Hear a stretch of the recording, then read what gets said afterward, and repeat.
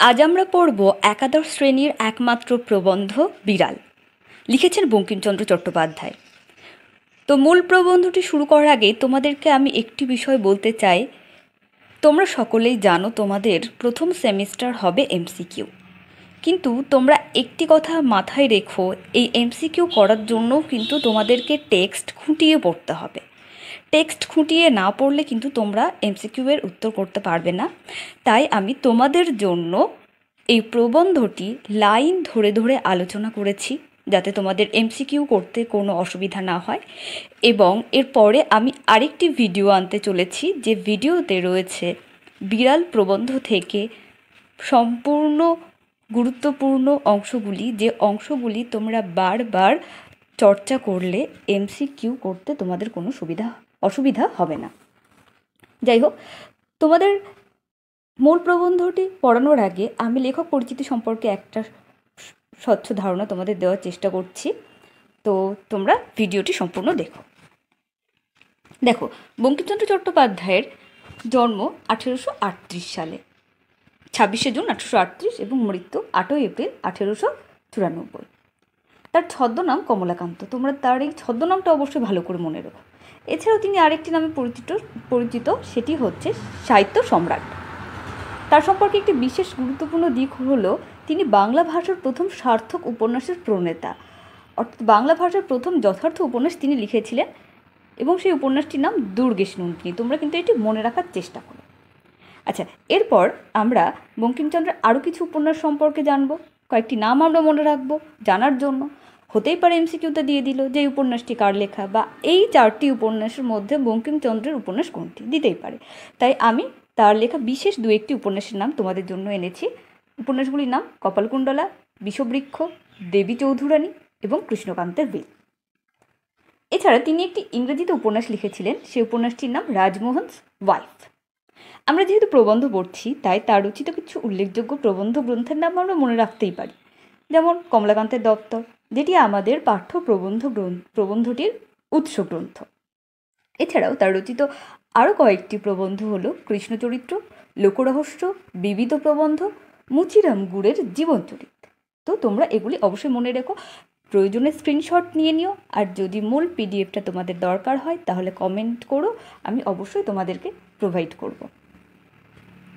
আচ্ছা, এরপর আমরা প্রবন্ধটি সম্পর্কে একটা বেসিক ধারণা করে নিই। দেখো, এই জিনিসগুলো কিন্তু তোমাদের মাথায় রাখতেই হবে, এমসিকিউ এর জন্য খুব ইম্পর্টেন্ট। প্রবন্ধটির উৎস কি? কমলাকান্তের দপ্তর, যেটা আমি প্রবন্ধ গ্রন্থ পড়া থেকে বলেছি। তাহলে বিড়াল প্রবন্ধটির উৎস কমলাকান্তের দপ্তর, এবং কমলাকান্তের দপ্তরের 13 সংখ্যক প্রবন্ধ এটি, 13 অর্থাৎ 13তম প্রবন্ধ বিড়াল প্রবন্ধটি। এর প্রথম প্রকাশ কবে হয়েছিল?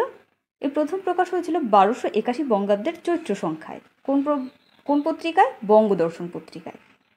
এবং এই প্রবন্ধটি তিনি লিখেছিলেন কমলাকান্ত চক্রবর্তী নামক ছদ্মনামে। এই বিষয়টি তোমরা মনে রেখো। এছাড়াও আমরা যে বিষয়টি মনে রাখবো, যে এই যে কমলাকান্তের দপ্তর, এটি যেহেতু একটি রম্য রচনা, তো রম্য রচনা সম্পর্কে তোমাদেরকে খুব সংক্ষেপে বলে রাখি। রম্য রচনা কিছুটা হাস্য শ্রেণীর রচনা, যেখানে মনে হয় যেন হাসির বিষয় রয়েছে, কিন্তু আসলে হাসির আড়ালে লেখক কোনো একটি সিরিয়াস বিষয় সম্পর্কে, বা সমাজের কোনো ব্যাধি বা সমাজের কিছু খারাপ দিক সম্পর্কে তিনি তার মতাদর্শ তুলে ধরেন। আসলে খুব সহজ বিষয় মনে হলেও আসলে কঠিন বিষয়কে সহজ ভাষার আড়ালে সেখানে বলা হয়। তো এই কমলাকান্তের দপ্তর, যেটি বঙ্কিমচন্দ্র লিখেছেন, সেখানে ইংরেজি সাহিত্যের ডি কুইন্সির the confession of an English opium ইটারের প্রভাব আছে বলে কেউ কেউ মনে করে। আচ্ছা, এই প্রবন্ধটিতে, অর্থাৎ আমাদের পাঠ্য প্রবন্ধটিতে চরিত্র আছে 2টি, কমলাকান্ত ও একটি বিড়াল।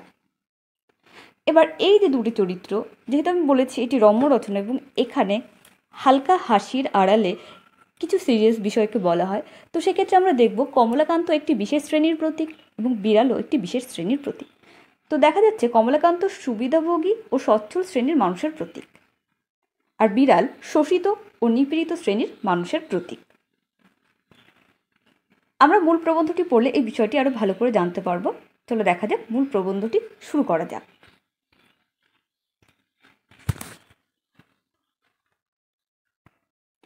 আমি শয়ন গৃহে 4 পায়ের উপর বসিয়া হুঁকা হাতে ঝিমাইতেছিলাম। আমি অর্থাৎ কমলাকান্ত। বলা হয়েছে এই প্রবন্ধের মূল চরিত্র কমলাকান্ত, এবং কমলাকান্তের জবানিতেই বা তার মুখ দিয়ে কিন্তু ঘটনাটির বর্ণনা দেওয়া হয়েছে। তো কি বলা হচ্ছে যে সে শয়ন গৃহে অর্থাৎ শোবার ঘরে 4 পাই অর্থাৎ কি 4টি পায়ওয়ালা খাট বা খাটিয়া। আমি কিন্তু তোমাদের সুবিধার্থে শব্দগুলির অর্থ ব্র্যাকেটে দিয়ে দিয়েছি। তো তিনি কি করছিলেন? শোবার ঘরে খাটিয়ার উপর বসে হুঁকা হাতে ঝিমাইতেছিলাম। একটু মিটমিট করিয়া ক্ষুদ্র আলো জ্বলিতেছে। তাহলে ছোট্ট আলো কিভাবে জ্বলছিল? মিটমিট করে। দেয়ালের উপর চঞ্চল ছায়া। কেমন ছায়া? চঞ্চল ছায়া প্রেতবৎ নাচিতেছে। প্রেতবৎ অর্থাৎ প্রেতের মতো বা ভূতের মতো মনে হচ্ছিল যেন সেই যে ছায়াটা সেটা নাচছে। আহার প্রস্তুত হয় নাই, এজন্য হুঁকা হাতে নিমিলিত লোচনে আমি ভাবিতেছিলাম যে, অর্থাৎ যেহেতু আহার বা খাবার এখনও প্রস্তুত হয়নি, তাই তিনি কি করছিলেন? হুঁকা হাতে, বা হুঁকা হচ্ছে এক ধরনের নেশার বস্তু, যেটা হাতে নিয়ে নাক মুখ দিয়ে টেনে নেশা করা হয়। তো তিনি কি করছিলেন? সেই হুঁকো হাতে নিয়ে নিমিলিত লোচনে অর্থাৎ চোখ বন্ধ করে তিনি ভাবছিলেন। কি ভাবছিলেন? আমি যদি নেপোলিয়ান হইতাম তবে ওয়াটারলু জিতিতে পারিতাম কিনা। নেপোলিয়ান হলেন ফরাসি দেশের একজন বিশ্ববিখ্যাত যোদ্ধা। তো কমলাকান্ত ভাবছিলেন তিনি যদি ফরাসি দেশের যোদ্ধা অর্থাৎ নেপোলিয়ান হতেন তাহলে তিনি কি ওয়াটারলু জিততে পারতেন? তো আমরা জানি, ইতিহাসে আমরা জেনেছি যে নেপোলিয়ান সমস্ত যুদ্ধ জয়লাভ করলেও শেষে কিন্তু ওয়াটারলু যুদ্ধে এসে পরাজিত হন। তো তোমাদের সুবিধার্থে আমি এই সম্পর্কে একটা ছোট্ট নোট করেছি, তোমরা দেখে নাও। কি বলা হয়েছে দেখো, ফরাসি দেশের বিশ্ববিখ্যাত যোদ্ধা নেপোলিয়ান বোনাপার্ট বহু যুদ্ধ করেন, জয় করেন। ইউরোপের অধিকাংশ অঞ্চল তিনি দখল করেন, কিন্তু বেলজিয়ামের ওয়াটারলু নামক স্থানে 1825 সালে তিনি পরাস্ত হন এবং ইংরেজ সেনাপতি ডিউক অফ ওয়েলিংটনের কাছে তিনি রাজ্য হারান। তো ডিউক অফ ওয়েলিংটনের প্রসঙ্গ এই প্রবন্ধে আছে, দেখা যাবে। যাই হোক, এমন সময় একটি ক্ষুদ্র শব্দ হইল, ম্যাও। অর্থাৎ কমলাকান্ত যখন হুঁকো হাতে নিয়ে তিনি চোখ বন্ধ করে ভাবছিলেন যে তিনি যদি নেপোলিয়ান হতেন তাহলে ওয়াটারলু যুদ্ধে জয় করতে পারতেন কি না, ঠিক সেই সময় একটা ছোট্ট শব্দ হলো, খুব সামান্য একটা শব্দ। বিড়াল বলে উঠল ম্যাও। তারপর কি হলো? তারপর কমলাকান্ত বলছেন, চাহিয়া দেখিলাম, হঠাৎ কিছু বুঝিতে পারিলাম না। যেহেতু তিনি নেশা করছিলেন, তো সেই নেশার ঘোরে, এবং যেহেতু তিনি চোখ বন্ধ করেছিলেন, তো ঘুমের ঘোরে বা নেশার ঘোরে তিনি কিছু বুঝতে পারলেন না যে কী হয়েছে। প্রথমে মনে হইল ওয়েলিংটন। এই ওয়েলিংটনের কথা বলা হলো পূর্বেই, যে নেপোলিয়ান কিন্তু এই ওয়েলিংটনের কাছে পরাজিত হয়েছিলেন ওয়াটারলু যুদ্ধে। তো ওয়েলিংটনকে ইংরেজ সেনাপতি ডিউক অফ ওয়েলিংটন। তো বিড়ালের ম্যাও শুনে নেশার ঘোরে কমলাকান্তের মনে হলো যে এই ওয়েলিংটন হয়তো হঠাৎ বিড়ালত্ব প্রাপ্ত হইয়া আমার নিকট আফিং ভিক্ষা করিতে আসিয়াছে। তো তার মনে হয়েছে যে ইংরেজ সেনাপতি সে বিড়াল হয়ে গেছে, ওয়েলিংটন বিড়াল হয়ে কমলাকান্তের কাছে আফিং ভিক্ষা করতে এসেছে। প্রথম উদ্যমে পাষাণবৎ কঠিন হইয়া বলিব মনে করিলাম যে ডিউক মহাশয়কে ইতিপূর্বে যথোচিত পুরস্কার দেওয়া গিয়াছে, এক্ষণে আর অতিরিক্ত পুরস্কার দেওয়া যাইতে পারে না, বিশেষ অপরিমিত লোভ ভালো নহে। ডিউক বলিল ম্যাও। এখানে কিন্তু ইংরেজদেরকে কিছুটা ব্যঙ্গ করা হয়েছে। তো যে ইংরেজ সেনাপতি নেপোলিয়নের মতো সম্রাটকে পরাস্ত করেছিলেন, সে এসেছেন কমলাকান্তের কাছে বিড়াল হয়ে, এবং কি করেছে? সে আফিং ভিক্ষা করছে। তো সেই সময় তিনি পাষাণবৎ অর্থাৎ পাথরের মতো হয়ে কমলাকান্ত তিনি বলবেন মনে করলেন যে তোমাকে তো যথেষ্ট পুরস্কার দেওয়া হয়েছে, আর অতিরিক্ত পুরস্কার দেওয়া যাবে না, এবং অতিরিক্ত লোভ ভালো নয়। তো তখন ডিউক কি বলল? ম্যাও। আসলে তো ডিউক না, ছিল সেখানে বিড়াল। তো ওয়েলিংটনের পরিচয় একটু জেনে নাও, যে ওয়েলিংটন 1828 থেকে 1830 পর্যন্ত ব্রিটেনের প্রধানমন্ত্রী হয়েছিলেন, পরে পার্লামেন্টের সভ্যও ছিলেন। এখানে তাকে বিড়াল এবং নেশাখোর ভিক্ষুক বানানো হয়েছে। প্রাক্তন ব্রিটিশ প্রধানমন্ত্রীকে অপরিমিত লোভী বলা হয়েছে। ইংরেজদের পররাজ্য অধিকার লোককে এখানে ব্যঙ্গ ও নিন্দা করা হয়েছে। তোমরা নিশ্চয়ই বুঝতে পারছো যে কিভাবে এখানে সিরিয়াস বিষয়কে তুলে ধরা হচ্ছে। তো তারপর কি হলো দেখা যাক। তখন চক্ষু চাহিয়া ভালো করিয়া দেখিলাম যে ওয়েলিংটন নহে, একটি ক্ষুদ্র মার্জারো শব্দের অর্থ বিড়াল, প্রসন্ন আমার জন্য যে দুগ্ধ রাখিয়া গিয়াছিল তাহা নিঃশেষ করিয়া উদরসাৎ করিয়াছে। তাহলে কি বলা হলো, সে বিড়ালটি কি করেছে? প্রসন্ন অর্থাৎ প্রসন্ন গোয়ালিনী নাম, যিনি কমলাকান্তকে দুধ সরবরাহ করতেন। তো প্রসন্ন যে দুধ রেখে গিয়েছিল কমলাকান্তের জন্য, সেটা সে শেষ করে ফেলেছে এবং উদরসাৎ করেছে। উদরসাৎ অর্থাৎ খেয়ে ফেলেছে। এবং তখন কমলাকান্ত কি করছিলেন? ওয়াটারলুর মাঠে বহু রচনায়, অর্থাৎ ওয়াটারলু তিনি ভেবেছিলেন না যে তিনি যদি নেপোলিয়ান হতেন তাহলে তিনি কি সেই ওয়াটারলু যুদ্ধ জয় করতে পারতেন। তো তিনি সেই ভেবে তিনি ওয়াটারলুর মাঠে ব্যূহ অর্থাৎ সৈন্য সাজানোর কাজে ব্যস্ত ছিলেন।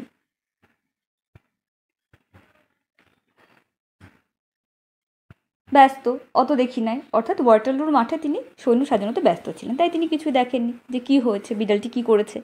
এক্ষণে মার্জার সুন্দরী, বঙ্কিমচন্দ্রের এই ভাষা প্রয়োগ ভীষণই সুন্দর, যতই সাধু ভাষা হোক না কেন ভীষণ মার্জিত এবং সুন্দর ভাষা। দেখো, বিড়ালকে বলা হচ্ছে মার্জারও সুন্দরী, অর্থাৎ বিড়ালকে সুন্দরী বলা হচ্ছে।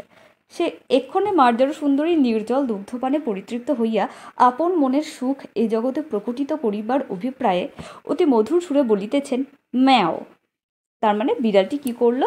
সেই জল না মেশানো খাঁটি দুধ খেয়ে পরিতৃপ্ত হয়ে মনের সুখ প্রকাশ করার জন্য মধুর স্বরে বলছে ম্যাও।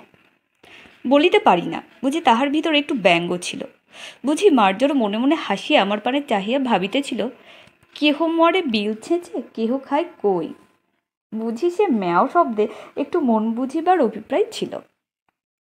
কি বলা হয়েছে দেখো, এখানে একটি প্রবাদ বাক্য বলা হচ্ছে যে কেহ মরে বিল ছেঁচে কেহ খায় কই। অর্থাৎ এক শ্রেণীর মানুষ সে তারা পরিশ্রমই করে যায়, কিন্তু সেই পরিশ্রমের ফল ভোগ করে অন্য শ্রেণীর মানুষ।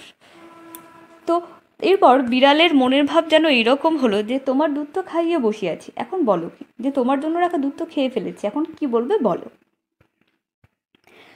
কমলাকান্ত বলছে, বলি কি, আমি তো ঠিক করিতে পারিলাম না, দুধ আমার বাপেরও নয়, দুধ মঙ্গলার। মঙ্গলা হচ্ছে গায়ে, যে গায়ে দুধ প্রসন্ন কমলাকান্তকে দেন, দুহিয়াছে প্রসন্ন, সুতরাং ওই দুধ ছিল মঙ্গলা গায়ের এবং দুইয়েছে কে প্রসন্ন গোয়ালিনী।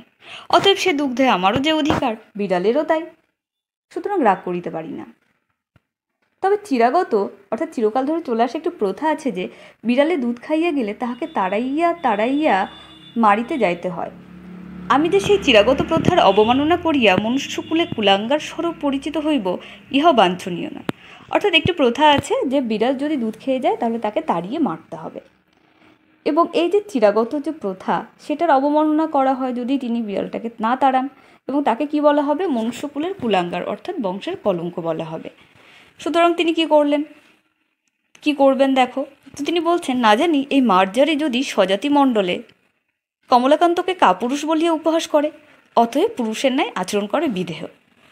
সুতরাং তিনি ভাবলেন যে একজন পুরুষের মতো আচরণ করতে হবে, কারণ বিড়ালটি দুধ খাওয়ার জন্য তিনি যদি বিড়ালটিকে না তাড়া দেন তাহলে তিনি মানুষের বংশে কলঙ্ক হিসাবে পরিচিত হবেন, আবার বিড়ালটিও তাদের জাতের মধ্যে কমলাকান্তকে কাপুরুষ বলবে। তাই তিনি কি করলেন? কমলাকান্ত পুরুষের ন্যায় আচরণ করার চেষ্টা করলেন, এবং তিনি কি করলেন? ইহা স্থির করিয়া, মানে এটি ভেবে সকাতর চিত্তে হস্ত হইতে হুঁকা নামাইয়া অনেক অনুসন্ধানে এক ভগ্ন যষ্টি আবিষ্কৃত করিয়া সগর্বে মার্জারির প্রতি ধাবমান হইলাম। তার মনে কিছুটা দুঃখ কিন্তু ছিল। তিনি যতই বিড়ালটিকে মারতে যান না কেন, এবং হাত থেকে হুঁকো নামিয়ে অনেক খুঁজে একটা ভাঙা লাঠি খুঁজে তিনি বিড়ালটির প্রতি এগিয়ে গেলেন তাকে মারার জন্য। মার্জারি কমলাকান্তকে চিনিত, সে যষ্টি দেখিয়া বিশেষ ভীত হওয়ার কোনো লক্ষণ প্রকাশ করিল না, কেবল আমার মুখপানে চাহিয়া হাই তুলিয়া একটু সরিয়া বসিল, বলিল ম্যাও। প্রশ্ন বুঝিতে পারিয়া যষ্টি ত্যাগ করিয়া পুনরপি শয্যায় আসিয়া হুঁকা লইলাম। তখন দিব্যকর্ণ প্রাপ্ত হইয়া মার্জারের বক্তব্য সকল বুঝিতে পারিলাম। তাহলে দেখো, এতক্ষণ কিন্তু সে বিড়ালের ম্যাও শব্দ শুনতে পেরেছিল, কিন্তু এখন কি হলো? দিব্যকর্ণ প্রাপ্ত হলো। দিব্যকর্ণ শব্দের অর্থ মানে দৈবপ্রাপ্ত শোনার ক্ষমতা, অর্থাৎ সাধারণভাবে যা শোনা যাচ্ছে না সেটা শুনতে পারার ক্ষমতা। তো বিড়ালটি সাধারণত ম্যাও ম্যাও করবে, সেটাই স্বাভাবিক, কিন্তু তার যেন মনে হলো বিড়ালটি কিছু বলছে, সেটা তিনি শুনতে পেলেন। তো দেখা যায় বিড়ালটি কি বলছে। বুঝিলাম যে বিড়াল বলিতেছে, মারপিট কেন? স্থির হইয়া হুঁকা হাতে করিয়া একটু বিচার করিয়া দেখো দেখি, এই সংসারের ক্ষীর, স্বর, দুগ্ধ, দধি, মৎস্য, মাংস সকলই তোমরা খাইবে, আমরা কিছু পাইব না কেন? তোমরা মনুষ্য, আমরা বিড়াল, প্রভেদ কি? তোমাদের ক্ষুধ পিপাসা আছে, আমাদের কি নাই? অর্থাৎ বিড়ালটি যেন ন্যায় বিচার চাইছে যে তোমরা তো সকলই খাও, আমরা পাবো না কেন? তোমরা মানুষ, আমরা বিড়াল, প্রভেদ কি? তোমাদের ক্ষুধ পিপাসা অর্থাৎ ক্ষুধা তৃষ্ণা আছে, আমাদের কি নেই? তোমরা খাও, আমাদের আপত্তি নাই, কিন্তু আমরা খাইলেই তোমরা কোন শাস্ত্রানুসারে লাঠি ঠ্যাঙা লইয়া মারিতে আইসো। অর্থাৎ তোমরা খেলে আমরা কিছু বলি না, কিন্তু আমরা খেলে তোমরা কেন লাঠি ঠ্যাঙা নিয়ে মারতে আসো? তাহা আমি বহু অনুসন্ধানে পাইলাম না। মানে তোমরা কেন এমন আচরণ করো সেটা আমি বুঝতে পারলাম না। তোমরা আমার কাছে কিছু উপদেশ গ্রহণ করো। দেখো, বিড়ালটি কমলাকান্তকে তথা মনুষ্য শ্রেণীকে কিছু উপদেশ দিতে চেয়েছে। কি বলছে?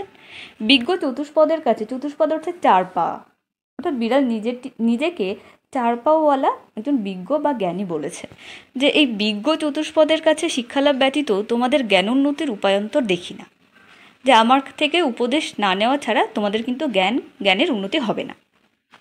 তোমাদের বিদ্যালয় সকল দেখি আমার বোধ হয় তোমরা এতদিন এই কথাটি বুঝিতে পারিয়াছ। অর্থাৎ বিড়ালটি মানুষের যে যে শিক্ষা ব্যবস্থা বা আমাদের যে বিদ্যালয় সিস্টেম সেটার কিন্তু ব্যঙ্গ করেছে, যে তোমরা সেখানে যাচ্ছ, শিক্ষা গ্রহণ করছো, অথচ তোমাদের কোনো জ্ঞানের উন্নতি হচ্ছে না। সুতরাং জ্ঞানের উন্নতির জন্য তুমি আমার উপদেশ, আমার মতো বিজ্ঞ চার পাওয়ালা জন্তুর কাছ থেকে উপদেশ নাও। কি বলছে দেখো, দেখো শয্যাশায়ী মনুষ্য। কমলাকান্তকে বিড়ালটি কী বলে সম্বোধন করলো? শয্যাশায়ী মনুষ্য। কি বলছে? ধর্ম কি? নিজে প্রশ্ন করল ধর্ম কি, তারপর নিজে উত্তর দিয়ে বলল পরোপকারী পরম ধর্ম। এই দুগ্ধটুকু পান করিয়া আমার পরম উপকার হইয়াছে, তোমার আহরিত দুগ্ধে এই পরোপকার সিদ্ধ হইল, অতএব তুমি সেই পরম ধর্মের ফলভাগী। আমি চুরি করি আর যাই করি, আমি তোমার ধর্ম সঞ্চারের মূলীভূত কারণ, অতএব আমাকে প্রহার না করিয়া আমার প্রশংসা করো, আমি তোমার ধর্মের সহায়। অর্থাৎ বিড়ালটি কি বলতে চাইলো? যে আমি কিন্তু চুরি করি আর যাই করি, আমি কিন্তু তোমার উপকারই করেছি। এরপর দেখো বিড়ালটি কি বলছে, দেখো আমি চোর বটে, কিন্তু আমি কি সাধ করিয়া চোর হইয়াছি? খাইতে পারিলে কে চোর হয়? দেখো, যাহারা বড় বড় সাধু চোরের নামে শিহরিয়া ওঠেন, তাহারা অনেকে চোর অপেক্ষাও অধার্মিক। তাহাদের চুরি করিবার প্রয়োজন নাই বলিয়াই চুরি করেন না, কিন্তু যাহাদের প্রয়োজনাতীত ধন থাকিতেও চোরের প্রতি যে মুখ তুলিয়া চাহেন না, ইহাতেই চোরে চুরি করে। অধর্ম চোরের নহে, যে চুরি করে সে অধর্ম কৃপণ ধনীর। চোর দোষী বটে, কিন্তু কৃপণ ধনী তদপেক্ষা শতগুণের দোষী। অর্থাৎ বিড়াল কি বলতে চাইল? যে চোর চুরি করে তার কারণ ধনী সেই সম্পদকে সঞ্চয় করে রাখে, তাই তার মতে অধর্ম কৃপণ ধনীর। চোরের কিন্তু দোষ নয়, সে অধর্ম করে না, অধর্ম করে সেই কৃপণ মানুষটি যে কিনা সঞ্চয় করে রাখে। চোরের দণ্ড হয়, চুরির মূল যে কৃপণ তাহার দণ্ড হয় না কেন? দেখো, আমি প্রাচীরে প্রাচীরে ম্যাও ম্যাও করিয়া বেড়াই। কোথায় কোথায়? প্রাচীরে প্রাচীরে। কেউ আমাকে মাছের কাঁটাখানাও ফেলিয়া দেয় না। মাছের কাঁটা, পাতের ভাত নর্দমায় ফেলিয়া দেয়, জলে ফেলিয়া দেয়, তথাপি আমাকে ডাকিয়া দেয় না। তোমাদের পেট ভরা, আমাদের পেটের ক্ষুধা কি প্রকারে জানিবে? হায়, দরিদ্রের জন্য ব্যথিত হইলে তোমাদের কি কিছু অগৌরব আছে? আমার মতো দরিদ্রের ব্যথায় ব্যথিত হওয়ার লজ্জার কথা সন্দেহ নাই। যে কখনো অন্ধকে মুষ্টি ভিক্ষা দেয় না, সেও একটা বড় রাজা ফাঁপড়ে পড়িলে রাতে ঘুমায় না। সকলেই পরের ব্যথা ব্যথিত হইতে রাজি, তবে ছোট লোকের দুঃখে কাতর ছি কে হইবে? অর্থাৎ বিড়ালটি বলতে চাইছে যে পরের দুঃখে কাতর হয় মানুষ, সেটা স্বাভাবিক, কিন্তু ছোট লোক বা গরিবের দুঃখে কেউ কিন্তু কাতর হয় না। দেখো, যদি অমুক শিরোমণি কি অমুক ন্যায়ালঙ্কার, শিরোমণি বা ন্যায়ালঙ্কার হচ্ছে শাস্ত্রজ্ঞানী বা ন্যায়পণ্ডিত মানুষ। তো বিড়ালটি বলছে, যদি সেই শিরোমণি বা ন্যায়ালঙ্কার এসে তোমার দুধটুকু খাইয়া যাইতেন, তবে তুমি কি তাহাকে ঠ্যাঙা লইয়া মারিতে আসিতে? বরং হাত জোর করিয়া বলিতে, আর একটু কি আনিয়া দিব? তবে আমার বেলা লাঠি কেন? তুমি বলিবে, তাহারা অতি পণ্ডিত, বড় মান্য লোক। পণ্ডিত বা মান্য বলিয়া কি আমার অপেক্ষা তাহাদের ক্ষুধা বেশি? দেখো, বিড়ালটি কি সুন্দর যুক্তি দিচ্ছে, তার প্রশ্নের বেশ যুক্তি রয়েছে। তা তো নয়, তেলা মাথায় তেল দেওয়া মনুষ্য জাতির রোগ। এটা আর একটা প্রবচন, যে তেলা মাথায় তেল দেওয়া মানুষের রোগ। তার মানে কি, যে মানুষের আছে তাকে মানুষ দিতে চায়, কিন্তু যার প্রয়োজন অর্থাৎ যে দুঃখী বা দরিদ্র, তার প্রতি সহানুভূতি কিন্তু আমরা দেখাই না। দরিদ্রের দুঃখ কেহ বোঝে না। যে খাইতে বলিলে বিরক্ত হয়, তাহার জন্য ভোজের আয়োজন করো। আর যে ক্ষুধার জ্বালায় বিনা আহ্বানেই তোমার অন্ন খাইয়া ফেলে, চোর বলিয়া তাহার দণ্ড করো। ছি ছি। দেখো আমাদিগের দশা দেখো। প্রাচীরে প্রাচীরে, প্রাঙ্গণে প্রাঙ্গণে, প্রাসাদে প্রাসাদে ম্যাও ম্যাও করিয়া আমরা চারিদিক দৃষ্টি করিতেছি। কেহ আমাদিগকে মাছের কাটাখানা ফেলিয়া দেয় না। যদি কেহ তোমাদের সোহাগের বিড়াল হইতে পারিল, গৃহমার্জার হইয়া বৃদ্ধের নিকট যুবতী ভার্যার সহোদর বা মূর্খ ধনীর কাছে শতরঞ্চ খেলোয়াড়ের স্থানীয় হইয়া থাকিতে পারিল, তবেই তাহার পুষ্টি। তো বিড়ালটি বলছে যে যদি তাদের মধ্যে কোনো বিড়াল কোনো সোহাগের বিড়াল হয়, অর্থাৎ আছে না অনেকে বিড়াল পোষে এবং তাদেরকে সেই বিড়ালগুলিকে যথেষ্ট সোহাগ করে, তো বলছে কোনো বিড়াল যদি সোহাগের বিড়াল হয় তাহলে সে কী হয়, কোনো বৃদ্ধের কাছেও তার যুবতী ভার্যা, ভার্যা অর্থাৎ বউ, যে তার যুবতী স্ত্রীর ভাই যেমন সম্মান পায় সেই রকম সে সম্মান পায়। বা মূর্খ ধনীর কাছে শতরঞ্চ খেলোয়াড়ের স্থানীয় হইয়া থাকিতে পারিলে তবেই পুষ্টি। সেই বিড়ালগুলোর কী হয়, লেজ ফুলেও যায়, গায়ে লোম হয় এবং তাহাদের রূপের ছটা দেখিয়া অনেক মার্জারও কবি হইয়া পড়ে। অর্থাৎ তাদের রূপ এমনই হয় যে তাদের দেখলে বিড়ালরাও কবি হয়ে পড়ে। তো এবার বিড়ালটি তাদের অবস্থার কথা বলছে। আর আমাদিগের দশা দেখো, আহারাভাবে উদর কৃশ, অস্থি পরিদৃশ্যমান, লাঙ্গুল বিনত, দাঁত বাহির হইয়াছে, জিহবা ঝুলিয়া পড়িয়াছে, অবিরত আহারভাবে ডাকিতেছি ম্যাও ম্যাও, খাইতে পাই না। তা বিড়ালটি কি বলছে, যে তারা খাদ্যের অভাবে রোগা হয়ে যাচ্ছে, তাদের হাড় দেখা যাচ্ছে, তাদের লাঙ্গুল অর্থাৎ লেজ নিচু হয়ে যাচ্ছে, দাঁত বেরিয়ে যাচ্ছে, জিভ ঝুলে পড়ছে এবং আহারের অভাবে অর্থাৎ খাবারের অভাবে তারা ম্যাও ম্যাও করে ডাকছে কিন্তু খেতে পায় না। আমরা কালো চামড়া দেখিয়ে ঘৃণা করিও না। এখানে কিন্তু কিছুটা ভারতীয়দের কথা বলা হচ্ছে, ভারতীয় দরিদ্র শ্রেণীর কথা বলা হচ্ছে। এই পৃথিবীর মৎস্য মাংসে আমাদের কিছু অধিকার আছে, খাইতে দাও নহিলে চুরি করিব। আমাদের কৃষ্ণ চর্ম শুষ্ক মুখ ক্ষীণ সকরুণ ম্যাও ম্যাও শুনিয়া তোমাদিগের কি দুঃখ হয় না? চোরের দণ্ড আছে, নির্দয়তার কি দণ্ড নাই? দরিদ্রের আহার সংগ্রহের দণ্ড আছে, ধনীর কার্পণ্যের দণ্ড নাই কেন? তুমি কমলাকান্ত দূরদর্শী। তো বিড়ালটি কমলাকান্তকে কি বলে সম্বোধন করলো? দূরদর্শী। দূরদর্শী শব্দটির অর্থ কি? যিনি ভবিষ্যৎ দেখতে পান। কেননা আফিম কর। তাহলে কেন দূরদর্শী বলা হলো? যেহেতু সে আফিম সেবা করে। তুমিও কি দেখিতে পাও না যে ধনীর দোষেই দরিদ্র চোর হয়? 500 দরিদ্রকে বঞ্চিত করিয়া একজনে 500 লোকের আহার্য সংগ্রহ করিবে কেন? যদি করিল তবে সে খাইয়া তাহার যাহা বাহিয়া পড়ে তাহা দরিদ্রকে দিবে না কেন? যদি না দেয় তবে দরিদ্র অবশ্য তাহার নিকট হইতে চুরি করিবে। কেননা অনাহারে মরিয়া যাইবার জন্য এই পৃথিবীতে কেহ আইসে নাই। আমি সহ্য করিতে না পারিয়া বলিলাম, অর্থাৎ কমলাকান্ত কিন্তু এতক্ষণ বিড়ালের বক্তব্য শুনছিল। এবার সে কি বলল?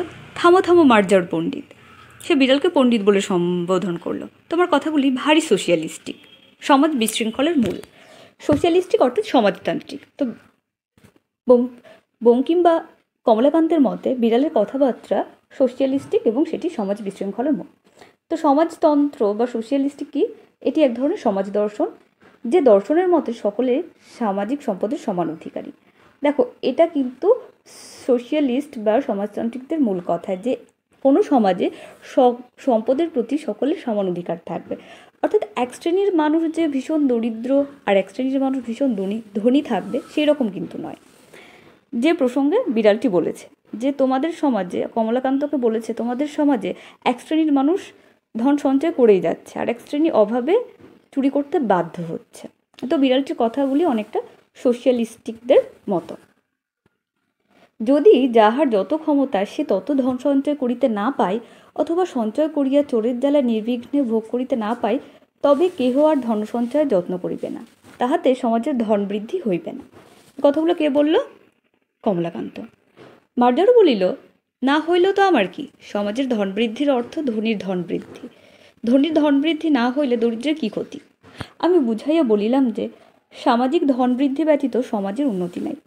বিড়াল রাগ করিয়া বলিল যে আমি যদি খাইতে না পাইলাম তবে সমাজের উন্নতি লইয়া কি করিব? বিড়ালকে বুঝানো দায়ী হইল যে বিচারক বা নৈয়ায়িক কস্মিনকালে কেহ তাহাকে কিছু বুঝাইতে পারে না। তাহলে কমলাকান্তের মতে কি?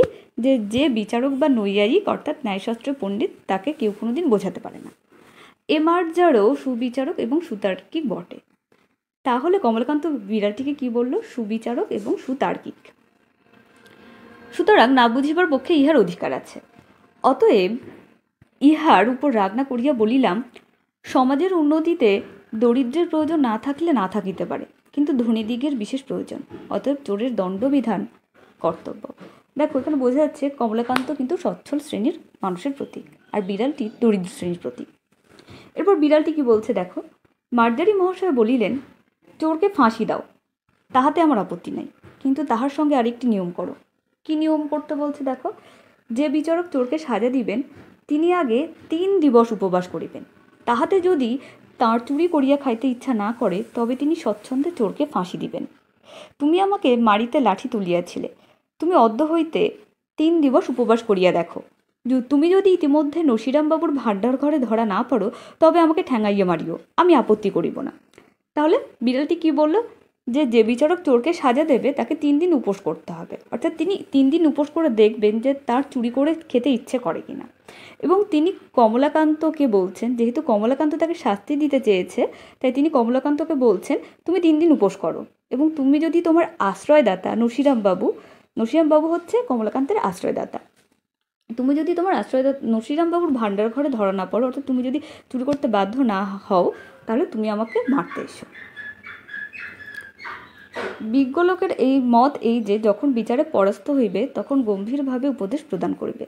আমি সেই প্রথানুসারে মার্জারকে বলিলাম, এ সকল অতি নীতিবিরুদ্ধ করা কথা, ইহার আন্দোলনও পাপ আছে। তো দেখো, এখানে খুব সুন্দর কথা বলা হয়েছে। বিজ্ঞ লোকের মত এই যে, কি মত, যখন তুমি বিচারে পরাজিত হবে তখন গম্ভীরভাবে উপদেশ দিও। তো সেই কমলাকান্ত যেহেতু বিচারে পরাস্ত হয়েছে, তাই সে বিড়ালকে উপদেশ দিচ্ছে। কি উপদেশ দিচ্ছে? এ সকল অতি নীতিবিরুদ্ধ কথা, অর্থাৎ বিড়ালটি যা বলেছে সব নীতিবিরুদ্ধ কথা, এবং তার আন্দোলনে পাপ আছে। তুমি এই সকল দুশ্চিন্তা পরিত্যাগ করিয়া ধর্মাচরণে মন দাও। কমলাকান্ত বিড়ালকে কি উপদেশ দিল, যে তুমি এসব দুশ্চিন্তা ত্যাগ করে ধর্মাচরণে মন দাও। তুমি যদি চাও তবে পাঠার্থে তোমাকে আমি নিউম্যান ও পার্কারের গ্রন্থ দিতে পারি। এবং তিনি বিড়ালটিকে বললেন যে তোমার জন্য আমি নিউম্যান এবং পার্কারের বই দিতে পারি, এবং তুমি ধর্মাচরণ করো। তো নিউম্যান এবং পার্কারকে দেখো, নিউম্যান একজন জনপ্রিয় শাস্ত্রীয় পণ্ডিত, আর থিওডোর পার্কার ছিলেন একজন জনপ্রিয় ধর্মতত্ত্ববিদ, যিনি বহু ধর্মীয় গ্রন্থ লিখেছিলেন। তো এই নিউম্যান এবং পার্কারের বই পড়ে ধর্মাচরণ করতে বলেছেন বিড়ালটিকে। এরপর তিনি আরও বললেন, আর কমলাকান্তের দপ্তর পড়িলেও কিছু উপকার হইতে পারে, আর কিছু হোক বা না হোক, আফিমের অসীম মহিমা বুঝিতে পারিবে। এক্ষণে স্বস্থানে গমন করো, প্রসন্ন কাল কিছু ছানা দিবে বলিয়াছে। তার প্রসন্ন কি দেবে? কাল কিছু ছানা দেবে। তাকে বলছে তুমি জলযোগের সময় আসিও, অর্থাৎ টিফিনের সময় এসো, উভয়ে ভাগ করিয়া খাইব। অর্থাৎ যে ছানা দেওয়া হবে, প্রসন্ন যে ছানা দেবে, সেটা দুজনে ভাগ করে খাবো। অদ্য অর্থাৎ এখন আর কাহারও হাড়ি খাইও না, কোথাও চুরি করো না, বরং ক্ষুধায় যদি নিতান্ত অধীরা হও, তবে পুনর্বার আসিও, অর্থাৎ আবার এসো। 1 সরিষা ভোর, অর্থাৎ সর্ষের পরিমাণ আফিম দেবো, যে তোমার যদি আবার ক্ষুধা পায় বা খিদে লাগে, তুমি চুরি না করে আমার কাছে এসো, আমি তোমাকে একটু আফিম দেবো। মার্জারও বা বিড়ালটি কি বলল? আফিমের বিশেষ প্রয়োজন নাই, তবে হাঁড়ি খাওয়ার কথা ক্ষুধানুসারও বিবেচনা করা যাবে, অর্থাৎ আমি হাঁড়ি খাবো কি না সেটা আমার খিদের উপর ডিপেন্ড করছে। মার্জারও বিদায় লইল। একটি পতিত আত্মাকে অন্ধকার হইতে আলোকে আনিয়াছি ভাবিয়া কমলাকান্তের বড় আনন্দ হইল। কমলাকান্তের মনে হলো বিড়াল একটি পতিত আত্মা, যাকে সে অন্ধকার থেকে আলোতে এনেছে। অর্থাৎ বিড়ালটি যে যুক্তি দিয়েছিল, সেই যুক্তির বিরুদ্ধে তিনি কিছু উপদেশ দান করে বিড়ালটিকে আলোতে এনেছেন ভেবে ভাবিয়া কমলাকান্তের বড় আনন্দ হইল। তো দেখো, এখানে বিড়ালটি সাধারণ বা দরিদ্র শ্রেণীর মানুষ হিসেবে কমলাকান্তের প্রতি তার যুক্তি দেখিয়েছে এবং আমাদের সমাজ ব্যবস্থার প্রতি কটাক্ষ করেছে। যাই হোক, প্রবন্ধটি শেষ হলো। তোমরা প্রবন্ধটি এইভাবে লাইন ধরে পড়ো, এবং এর পরের ভিডিওতে আমি প্রবন্ধটি থেকে কিছু গুরুত্বপূর্ণ অংশ তোমাদের সামনে তুলে ধরবো। সঙ্গে থেকো।